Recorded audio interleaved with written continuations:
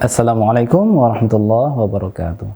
Innal hamdalillah wa syukralillah wassalatu wassalamu ala habibina Rasulillah wa ala alihi wa sahbihi wa mawalah wa la hawla wa la quwwata illa billahi amma ba'du. Sahabat Durmi yang dirahmati oleh Allah, yang diberkati oleh Allah Subhanahu wa taala, semoga kita tetap semangat, kalbu kita tetap punya spirit cinta kepada Allah, cinta kepada Rasulullah dalam menunaikan semua ubudiyah dan ibadah kepadanya. Kita pernah mendengar bahwa ada istilah good looking, outfit, itu persoalan penampilan. Nah, apakah relevan apabila hal itu digunakan untuk beribadah kepada Allah Subhanahu wa taala? Memang ada sebuah riwayat mengatakan bahwa Allah menatap kalbu seorang. Yang Allah tatap itu bukan amalannya, bukan pakaiannya, tapi yang ditatap oleh Allah adalah kalbunya seseorang.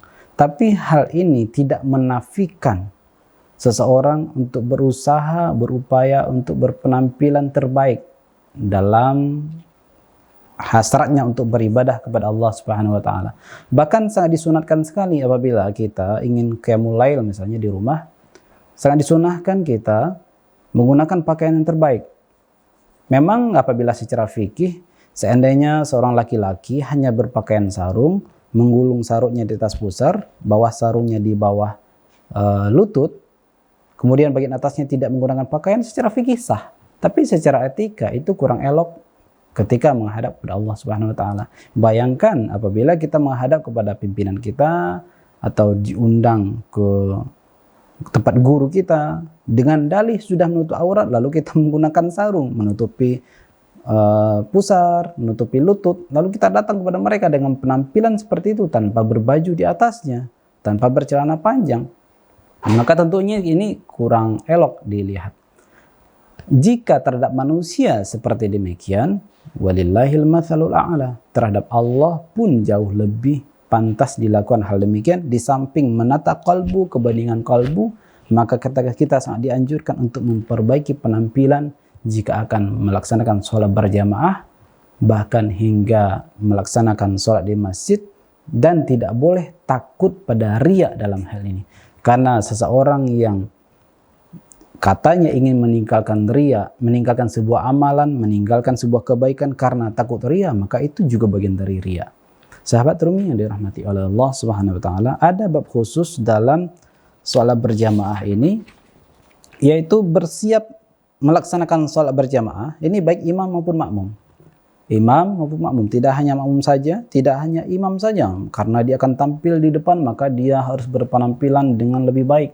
Sementara makmum, karena dia merasa makmum, maka dia berpenampilan biasa saja, kaos oblong saja, bahkan pakai singlet dan sarung saja, tetap saja jaga keelokan penampilan.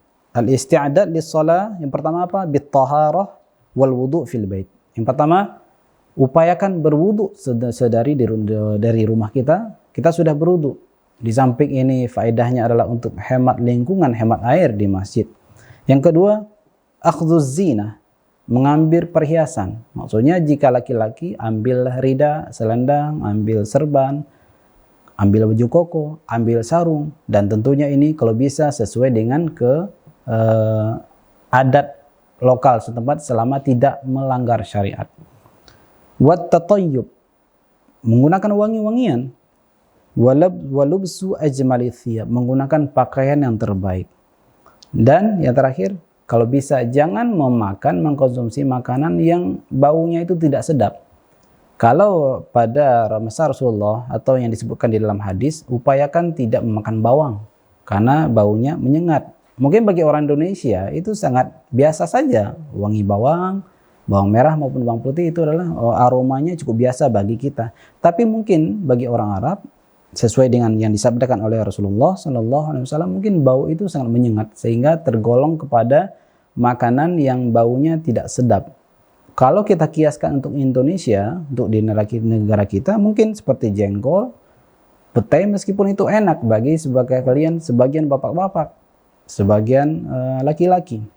Sahabat Rumi yang dirahmati Allah oleh Allah Subhanahu wa taala. Adakah dalilnya ketika kita memperbaiki penampilan jika ingin berangkat sholat berjamaah atau kita ingin melaksanakan sholat?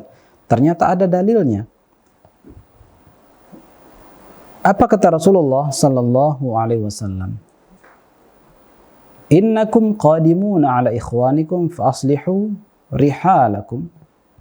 Sungguhnya kalian sedang mendatangi saudara-saudara kalian, maka baguskanlah kendaraan kalian. Ini kalau seseorang menggunakan kendaraan ke masjid, kalau pada masa Rasulullah misalnya menggunakan onta, kalau misalnya masjidnya jauh, bahkan sampai hal itu pun diperhatikan oleh Rasulullah sallallahu alaihi wasallam. Wa aslihu libasakum. Perindahlah, perbaikilah pakaian. Nah, kalau bapak-bapak, siapapun laki-laki yang menggunakan baju koko, perhatikan itu baju koko. Jangan sampai kancingnya yang satu kanan naik, kirinya turun, akhirnya tidak lurus antara kiri dan kanan. Dan gunakan juga pakaian yang elok secara lokal, secara kemasyarakatan kita, dan tidak menimbulkan fitnah. Fitnah dalam artian secara kultural, meskipun pakaian itu menutup aurat, secara kultural mungkin dianggap aneh bagi masyarakat setempat. Kecuali kalau sudah terbiasa di mata masyarakat tersebut, misalnya kita menggunakan pakaian yang biasa digunakan masyarakat Arab pada umumnya, baik kalangan ulamanya, kalangan pemudanya, bahkan pekerja kantoran, menggunakan pakaian gamis yang panjang itu. Sebetulnya itu bukan pakaian khusus bagi kalangan ulama, tidak. Dan itu memang pakaian Arab. Pakaian Arab, kalau kita rujuk kepada sejarah Nabi Muhammad SAW, misalnya kita baca kitab Syama'il Muhammadiyah, ternyata bajunya Rasulullah SAW itu ya seperti baju kokonya kita. Kemudian Rasulullah pakai izar, pakai sarung. Lalu ada imamah di atas kepala. Ada imamah. Sementara yang sering kita lihat sekarang itu dengan baju panjang, itu adalah pakaian Arab pada umumnya. Sementara Rasulullah beda dengan itu. Jadi untuk melaksanakan sholat di masjid, perbaikilah pakaian kita, gunakan pakaian yang terbaik sebagai ihtiram kita kepada masjid. Bukan berarti kita datang kepada Allah membawa pakaian itu. Enggak, Allah enggak peduli dengan pakaian kita. Ya Allah pandang adalah kalbu kita. Perbaiki pakaian kita sembari memperbaiki kalbu kita. Jangan hanya mentang-mentang kalbuku sudah bersih kok, maka pakaian saya biasa saja. Saya pakai sarung saja, pakai singlet saja. Yang penting kalbuku bersih. Nah, ungkapan seperti itu justru yang mengotori kalbu kita.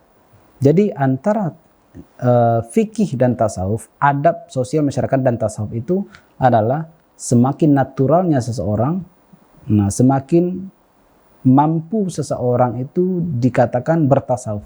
Semakin layak seseorang dikatakan bertasawuf, dan layak seseorang itu sebagai orang yang bisa hidup di tengah masyarakat, tidak bertentangan dengan budaya setempat, dan tetap membawa tasawuf, tutup aurat dengan pakaian yang tidak menimbulkan fitnah.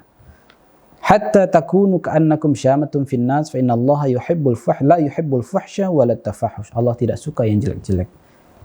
Begitulah sahabat Rumi yang dirahmati oleh Allah Subhanahu wa taala. Ternyata bagian pakaian pun diurus oleh Rasulullah sallallahu alaihi wasallam. Bolehlah kita menjaga kalbu kita dari keburukan, dari riya. Bukan berarti itu menafikan, memperbaiki penampilan kita, memperbaiki pakaian kita. Demi apa? Menghargai jamaah itu. Minimal bagi kita menghargai jamaah, menghargai masjid dengan berpakaian yang baik. Tentunya baik, yang indah, dan yang pasti pakaian yang halal. Perolehannya halal, tidak barang curian. Wallahu ta'ala alam. Assalamualaikum warahmatullahi wabarakatuh.